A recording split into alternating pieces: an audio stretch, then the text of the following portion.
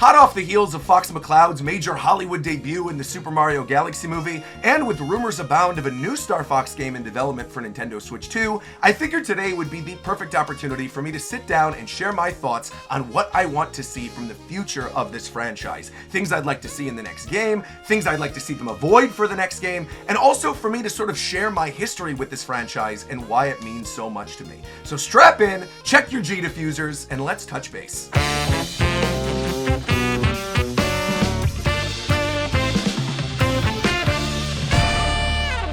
And right at the top of today's discussion, I want to reveal a fun little bit of trivia that I discovered about myself when putting together the outline for today's episode. And honestly, this surprised even me, and I'm the guy it's about. I love Nintendo, right? I'm a major Nintendo fan. Most of you know me from my big reactions to Nintendo Directs. I love Nintendo. I have played pretty much every major game in every major Nintendo franchise, and yet, outside of Smash Brothers and Animal Crossing, Star Fox is the only other one in which I have played, owned, and beaten every single game in the franchise, including re-releases and spin-offs. Now, obviously that makes sense for the bigger franchises like Pokemon, Zelda, Donkey Kong, or even Fire Emblem, because there's so many entries in those games. You know, some of the Fire Emblem games never even got released in North America. Pokemon's got so many spin-offs I can't even count, so obviously I haven't played all of those. And there are a couple stinkers in the catalog of Donkey Kong and Zelda that obviously I've just avoided over all these years. But then, even when you look at a little more niche franchises that I love, things like Pikmin, things like Xenoblade, I have still not owned every game in those franchises. I rented Hey Pikmin from my local library to play it. I never owned a copy of Xenoblade Chronicles 3D for the 3DS. So again,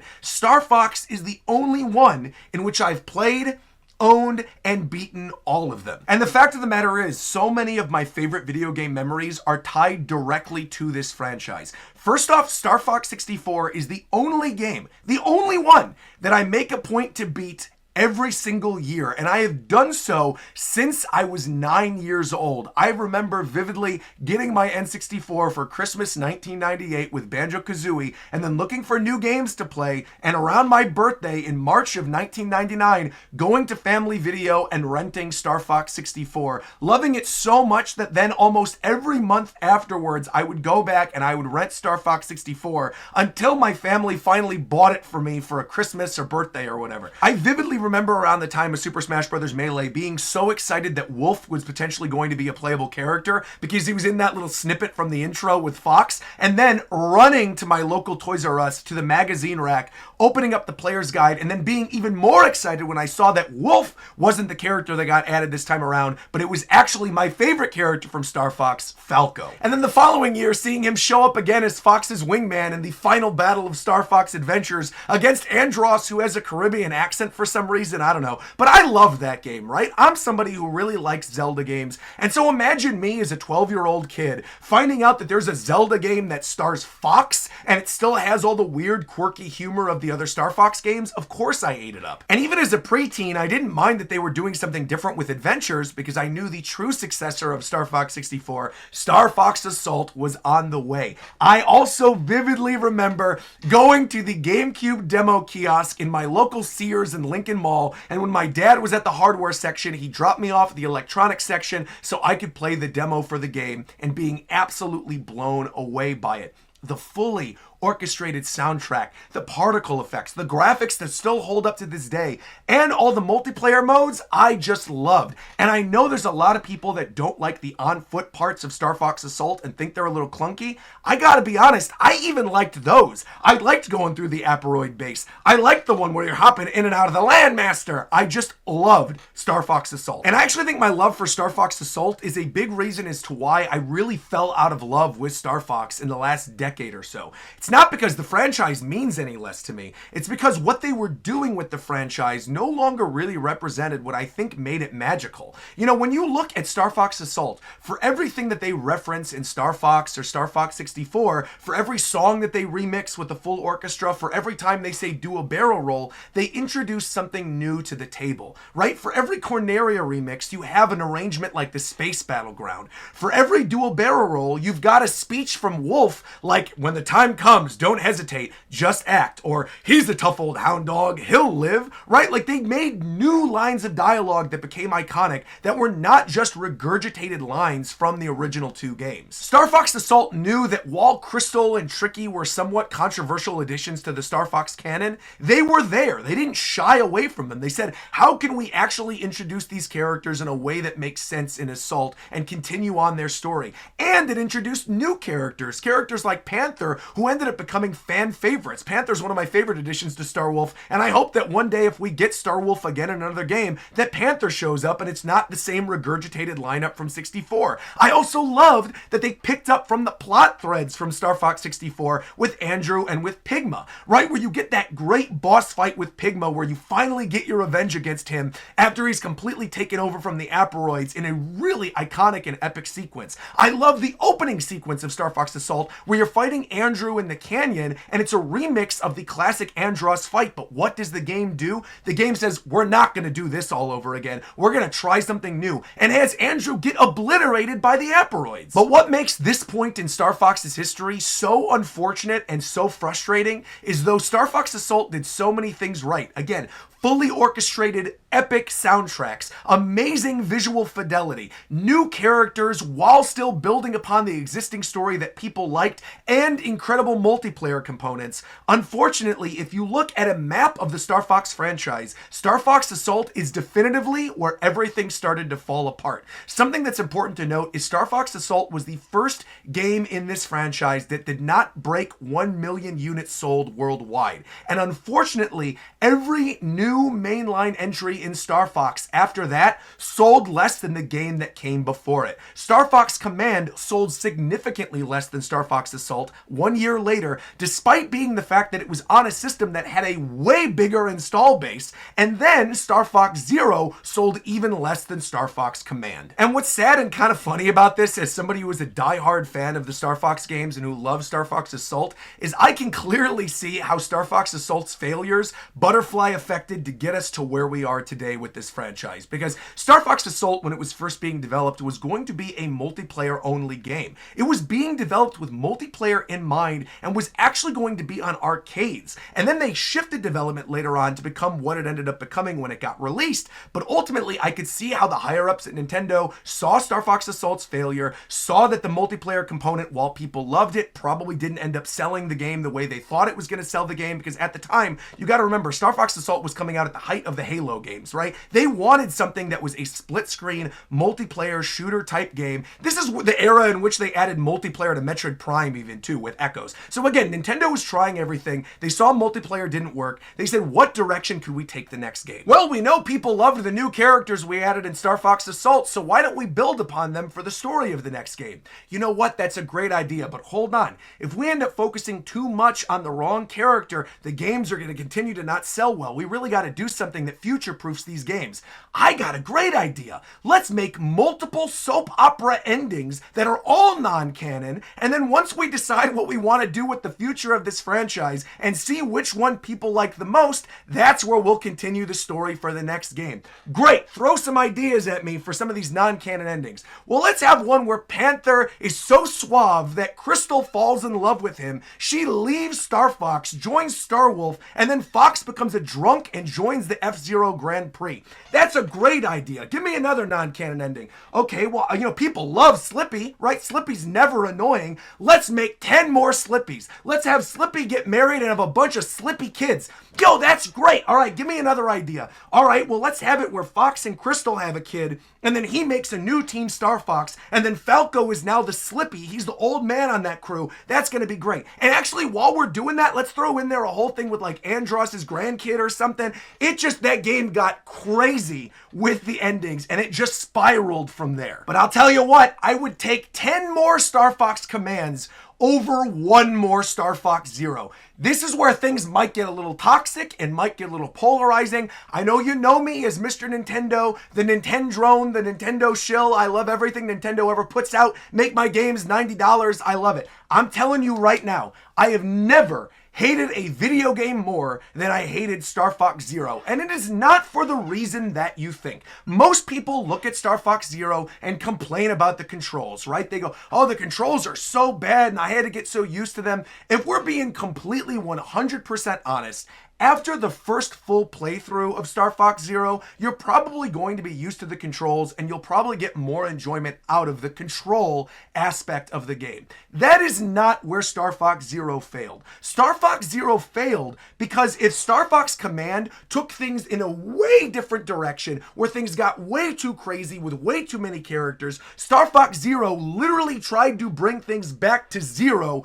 and reboot the franchise. And what does that mean? Nothing new. All the characters that get introduced, all the different concepts outside of the weird control scheme and the new little vehicles that you controlled were all regurgitated from older Star Fox games. My favorite thing about Star Fox Zero is Star Fox Guard, which is the Five Nights at Freddy's tech demo that got bundled in with it in North America, that unfortunately got sold separately in Japan and bombed even harder. It didn't even end up selling 100,000 units. That game is more fun than the main game. I played more of Guard than I did of Zero. Zero to me is just everything wrong with modern day Star Fox. It is far too reliant on nostalgia, far too generic looking. I mean, look at Star Fox Assault again, right? I brought up that thing where it remixed old Star Fox tracks, but added new iconic melodies with this bombastic, epic orchestra that was on the level of the space opera that we expect from Star Fox.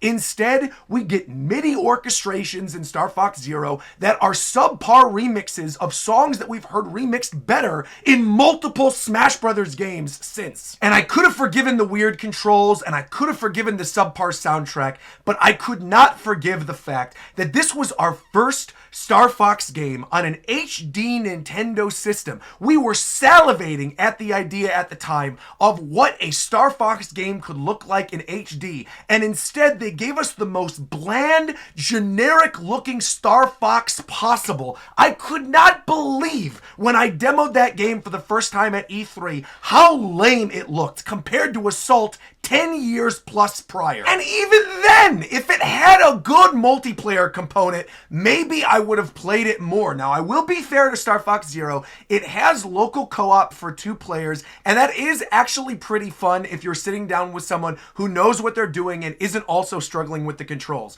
However, there is no versus multiplayer in Star Fox Zero. Star Fox Command, that came out 10 years before Zero and was on the DS, not even the 3DS. The DS had 6-player wireless multiplayer.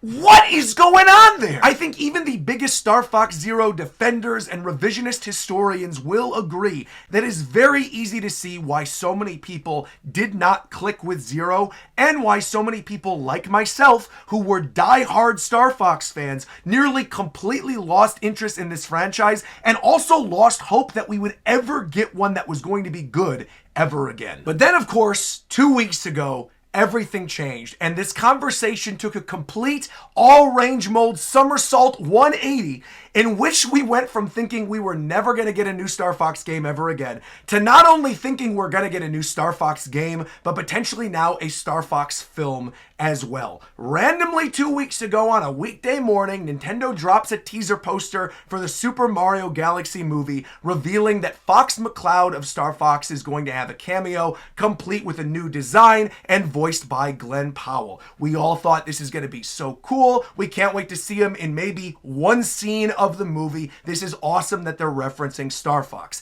Then, 48 hours later, one of the most credible Nintendo rumor mongerers, leakers, whatever you want to call him, Nate the Hate, stakes his reputation on his podcast and says that he has heard a new Star Fox game is in development for Nintendo Switch 2. And not only that, the rumor mill is stating this game could come out as early as this summer, with an announcement this month. You pair that with the actual release of the Mario Galaxy movie, in which we found out that Fox was not just in one scene, but was actually a major supporting character in the movie, with more screen time than Princess Rosalina, and an incredible 2D animated sequence that could potentially end up being a pilot for a Star Fox spinoff.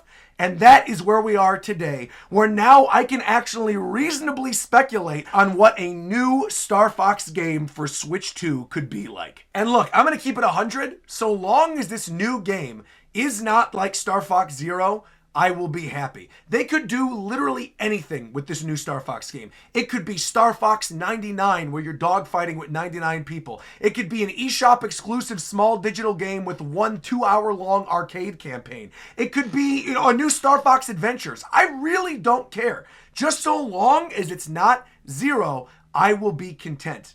That being said, what I want this game to be is the successor that Star Fox Assault never got. I would love for this game to have a fully orchestrated soundtrack. Again, I have said time and time again in this video how much the music of this franchise means to me. How transcendent it was to be in the Mario Galaxy movie in the theater and hear an orchestrated electric guitar remix of the Star Fox theme. It was incredible. And if I could even feel a little bit of that for the upcoming game, I will be content. So again, good music is a must. That is my number one thing above all else. I want this thing to have a good soundtrack. However, the next most important thing to me is that this game has good multiplayer. Again, a lot of people believe that the multiplayer in the Star Fox franchise is an afterthought, but I loved doing dogfights back on Star Fox 64. I enjoyed doing the wireless multiplayer in Star Fox Command, and of course, I love the multiplayer components in Star Fox Assault. I would love for this new Star Fox game to have all of those weapons and all of the vehicles that were available in all of the other Star Fox games, including the ones that were in Zero, even the little walker thing. I would love all of those to be part of some type of multiplayer experience in this new Star Fox. And outside of multiplayer and outside of music, there's only one other thing that I want this game to be. And thankfully, based on the rumors, it's sounding like I might get my wish. I want this game to be funny. So much of what makes Star Fox great is the humor. That went in line with the movie as well, obviously. During that intro sequence where Fox McCloud is given his whole backstory, there are some good, solid jokes thrown in there. There are great jokes that he's making later on in the movie. And I know some people don't agree with the characterization where he was crying over his R-Wing. But look, his R-Wing was given to him by his father.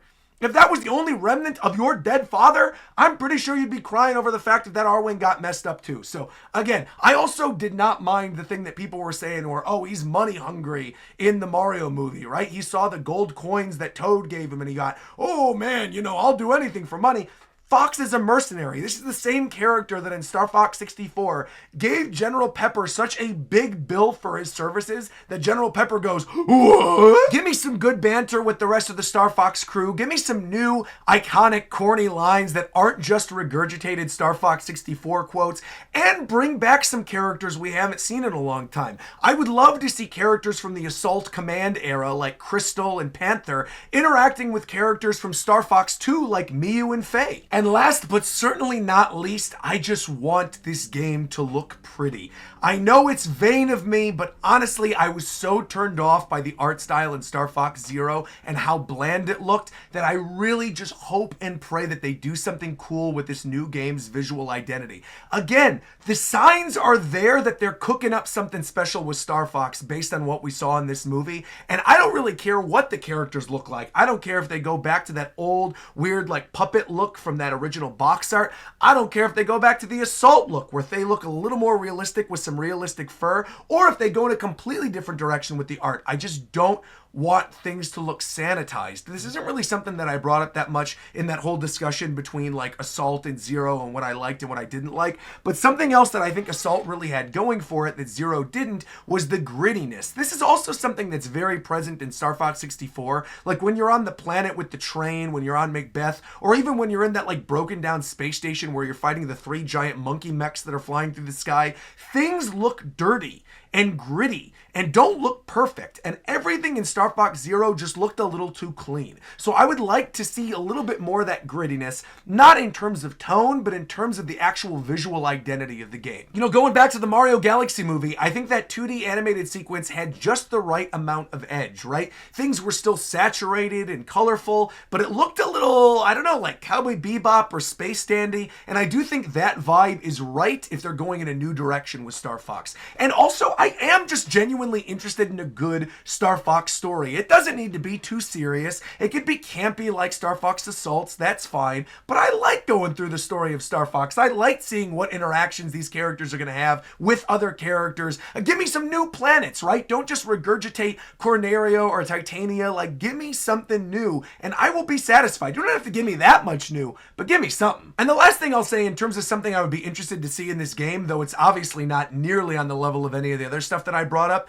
I would genuinely like to see them try their hand at on-foot combat again. You know, I did actually like it in Star Fox Assault. Again, I thought the controls were a little clunky, but I think they had something special there with the different weapons where you had the rocket launcher going into the machine gun. I thought the wing riding mechanic in the arcade part of Star Fox Assault was incredible. Every level that had the wing riding where he was on Falco's wing or Wolf's wing and shooting around with that giant gun is such a neat concept for Star Fox. I'd love to see them build upon it. And also, they've got such varied cool movesets in the Smash Brothers games that I'd like to see Fox and Falco going for kicks while they're fighting to get inside of the cockpit of another R-Wing. I'd like to see them use their blasters on foot. I'd like to see them even use their shines. Again, I think there's potential for good on-foot Star Fox that just kind of hasn't been tapped into yet. But of course, all of this is second to the aerial combat. The aerial combat in this game has got to be tight. It's got to have that good arcadey kind of feel to it. I would love to see a replayable campaign,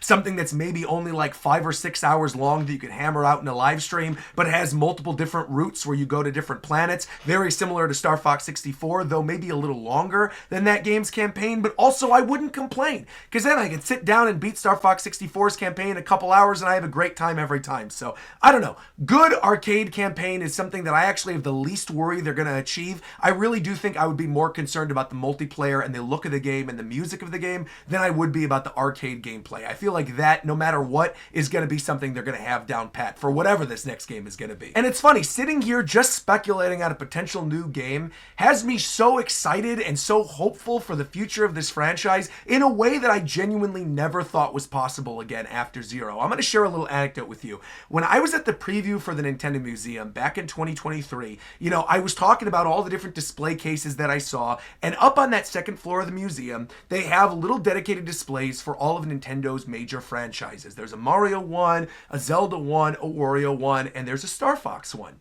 And I remember vividly standing in front of that Star Fox display and thinking to myself, where did this all go wrong? But thinking, man, wouldn't it be cool if one day we were going to get a new game? Or they were going to do something cool and refreshing with Star Fox in a way that would get me hopeful and hyped for this franchise again. And now here we are, a year and a half later, Fox having been in a major motion picture and us speculating about a new Star Fox game on Switch 2, and I actually feel the feeling that I was hoping that one day I would feel again when I was looking at that Star Fox display case. So again, I think the future is bright for Star Fox, and I am hoping and praying that the rumors are true and we are actually getting a new game sooner rather than later. But that's going to bring me to this week's member poll question, which is actually somewhat Star Fox related. I want to ask all of you, what did you think of the Super Mario Galaxy movie? Now, some of you that are on the Discord server already knew this was going to be the case, but the original plan for this week's episode of Touch Base was to talk all about the Mario Galaxy movie and do somewhat of a spoiler cast. Well, what ended up happening was I saw the movie, I got so excited, there were so many things I wanted to talk about that I uploaded a separate review video on my YouTube channel. The first half is spoiler free. The second half is full spoilers, and I did a spoiler cast on the Japan Time channel as well talking about the movie. So if you want to hear my full thoughts on the Mario Galaxy movie, you could check out any of those videos. But this isn't about me. This is about all of you. I want to know your thoughts. I'm going to read out some of the best comments on next week's episode of the show. And before we move into the next segment, I also want to reveal the answer to last week's member poll. Last episode, I asked you all, which character would you like to see get a revised moveset for the next Super Smash Bros. Game? And I'm honestly not super surprised by the results. There were two names that kept bubbling up after last week's poll. Those two names being Donkey Kong and Ganondorf. Clubby Canadian mentioned, honestly, I would love to see Donkey Kong grab part of the stage and surf on it, and maybe add Pauline on his shoulder too. And Winston of Dojima said the same thing, with Donkey Kong easily being my pick for a revised moveset. He could be getting a new look based on his Bonanza version, so why not go with new moves too? They could do so many interesting things with chunks in his gameplay, and then Captain Sprinkler added to that, saying not to mention his Bonanza forms. This is my pick too, so I'm likely to push it up a little bit, but Donkey Kong and Odd Rock or Pauline would be so cool, and I would love to see them give that moveset a lot more flair. Additionally, Treasure Baron said, Ganondorf, please make him a Warlock. And Oleman Pikmar mentioning Ganondorf would be so nice if he got a revamped moveset. He could use things dating back to Demise or Calamity Ganon, and with every iteration in between, so he could be a lot more than just a Captain Falcon-esque character, even though he does have a sword now. And honestly, I'm right there with my members this week. I think Donkey Kong and Ganondorf are great picks. Ganondorf could utilize the Samurai moveset from Tears of the Kingdom, maybe even his Dragon form, and really, I just want to see a fully revised Donkey Kong. We have had the same Donkey Kong doing rolls and punches for so long, and with such a cool, varied moveset in Bonanza, it would really be a shame if they didn't take advantage of it for the next Smash. Now, as for this week's Roger Roundup of things that I've been playing and watching, this is another one of those weeks where the majority of stuff that I've played has been on camera. You know, we continued my playthrough of Fire Red. I still haven't had the opportunity to play Pokemon XD yet, and the day that I'm recording this, Pokemon Champions is going to be released. So I know a lot of people are going to be playing it, but I have not gotten my hands on it yet, and I believe I will probably talk about it by the next show. But unfortunately, the other thing that's been taking up a lot of my time this week is a review copy for a game that I also can't talk about yet. So next show, I believe I'll be able to discuss this game at great length. I will say I'm having a good time with it, but I can't say what this game is until the next episode of the show. The other major thing that I've been playing since the last episode is probably going to surprise some people. It's Animal Crossing New Horizons. Now, some of you know this. I brought this up on a recent live stream. When I got my new terabyte SD card for my Switch 2, the one thing I ended up losing was my old Animal Crossing village. Now, thankfully, a lot of my items and my dream village and my QR codes, my dream island, all that stuff has been saved because I've streamed so much of New Horizons. So I can go back and look at my old island whenever I want. I'll be able to get back all my QR codes, and all of my villagers might be gone, but for my favorite villagers, characters like Tucker, characters like Clay, I have their amiibo cards, so I can easily get them back in my new town. Unfortunately, many of you might remember, I was in the process of building out an actual Nintendo museum in my Animal Crossing village, and I lost all of my progress there. But thankfully, my Discord community came through for me. I need to give a special shout out to Wisdom Eel, Das Poof, and Nintendon for coming into my village, giving me tons of bells, and giving me back a lot of the items that I need to rebuild my island back to where it once was. The one benefit of this island reset is that my old island was called Wano Kuni after the Wano arc, which was going on at the time. I have since kind of soured on that arc in One Piece, and so I was very happy to take this opportunity to rename my island Smashville after the Animal Crossing stage in Super Smash Bros. And last but certainly not least, that will bring me to my viewer questions for this week's episode of Touch Base. As always, if you want to have your questions answered on the show, you can become a member at the Nakama tier and up on my YouTube channel, enter the Touch Base room in the Discord server, and submit your question, and you might have it answered on the next episode of Touch Base. Now, with that being said, we're going to kick things off with a question from Clax, who says, do you think Pokopia will have legs in terms of people actively continuing to play it if it doesn't get periodic DLC updates? Animal Crossing New Horizons, of course, had good timing, but people got burned out quickly due to its sudden popularity boost. With Pokopia not being during peak pandemic time, how do you see it affecting the manner in which people play in the future? Now, this is particularly funny considering the fact that I just brought up that I'm playing Animal Crossing New Horizons again, but also I will say I do think Pokopia has a lot of legs. I didn't bring this up during my Roger Roundup this week because I don't really think I have anything new to add to it, but all of my thoughts that I shared about Pokopia previously, I stand by. I adore this game. I have been checking in and playing with Pokopia at least once a day, every single day, building out new places, trying to find new Pokemon. One thing I will say, I'm about 120 hours into Pokopia right now. I still don't even have the full Pokedex. I believe I'm still missing 50 Pokemon after 120 hours. And I will say, based on the way that my island is built out right now, it is not even remotely close to where I want it to be. I have seen so many amazing builds in Pokopia over the course of my time on social media this past month. I have seen so many people sharing, beautiful cathedrals and shopping malls and family marts and ships and tree houses that I really do feel like the tool set that's there in Pokopia is going to keep people occupied for a very long time, even if there's not DLC. However, the official Pokemon account put up an image with Horsey in Pokopia, and Horsey is not a Pokemon in the game right now. So my assumption is that might have been a tease for DLC. I do think Pokopia will probably get it. This game has been hugely successful. It's still selling out physical copies in store. I have no doubt when that next Nintendo financial report comes out, there's going to be a lot of talk about Pokopia in it. And like I said, I am still playing daily. It is something I am playing every day. Reagan's playing it every day. Most of my friends who are in the Discord server or in Japan time are also playing every day. So I do absolutely think it has legs, and I don't think it's going to stop anytime soon. In fact, I think us not being in the height of a pandemic is actually going to add to the fact that people are going to be playing it for a longer time, because they're not just sitting in their houses playing video games all day. That's literally all many of us did for those first few months of COVID. We just stayed inside and played Animal Crossing. And that obviously is not the case with Pokopia, and yet Pokopia, just in the base game, seems to have more content than base game New Horizons. So yeah, I think people are going to be playing Pokopia for a very long time. The next question this week comes from Olaman, who says, would you like to see major backstories or development for Nintendo characters revealed in future movies or shows? Or should important story beats and character building be left to mainline game narratives for people to experience? The Galaxy movies seem to work out fine for me because most of the Mario games aren't super story focused or voiced. Pokemon also really doesn't emphasize individual characters that much either in the mainline games, so getting the anime or even Masters where prominent characters can be voiced and interact with each other is appreciated, and still shapes the way that I view them going forward.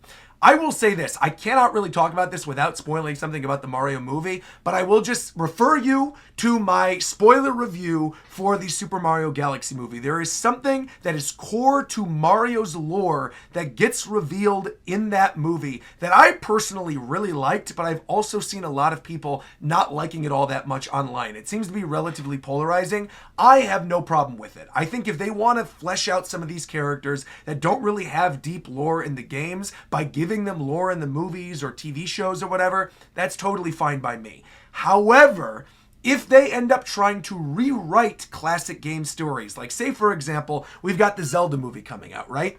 If they tried to add something crucial to the lore of whatever game that movie is adapting, say it adapts like Breath of the Wild or Ocarina of Time, and they add something to that that definitively changes what the story of those games were like in the first place, that would probably bother me. And that's mostly due to the fact that Zelda is a narrative franchise. I am playing those games for the story and for the characters. I'm not playing Mario for the story. I'm playing Mario because the game is fun to play, Obviously, Zelda games are fun to play too, but I think story is critical to my enjoyment of a Zelda game. And so if I think they went back and changed something crazy, I might be a little upset, which is also funny because I have talked about this a lot in regards to Tears of the Kingdom and Breath of the Wild and storytelling and the Zelda timeline.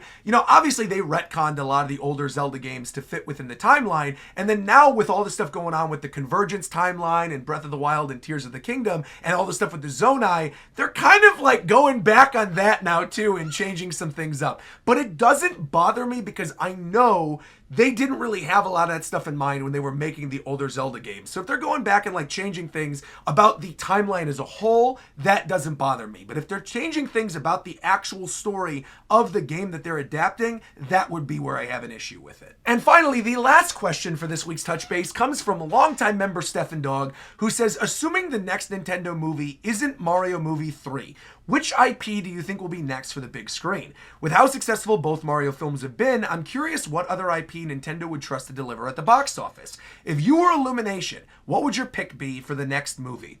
Well, first off, I believe based on patents, we already know that there is a Donkey Kong movie in development, and I know there was recently an interview where Charlie Day was mentioning he would like to see Luigi's Mansion movie. That would personally be my pick. However, I think Luigi's Mansion would work really nicely folded into the third Mario movie. Again, I'm not going to spoil things, but I think the end credit teaser for the Mario Galaxy movie very clearly set up where they are going to go with the future of Mario, and it seems pretty Luigi focused to me. So I feel like if they tie that character in with Luigi's Mansion stuff, with maybe like Wario or something like that, I think that could be very, very cool for the next film. And I do think, based on the way they folded in like Odyssey stuff in the Galaxy movie or like Mario 2 stuff in the Galaxy movie, I think they could do it in a way that makes sense and would be a lot of fun for viewers. Now, as for a spin-off, again, this is a Star Fox themed episode of Touch Base. I would love to see a Star Fox film. And I think they could do anything with it. They don't need to adapt a story. They don't have to take the story of 64 or Assault or whatever. They could come up with something entirely different that utilizes those core characters and puts them in a fun situation.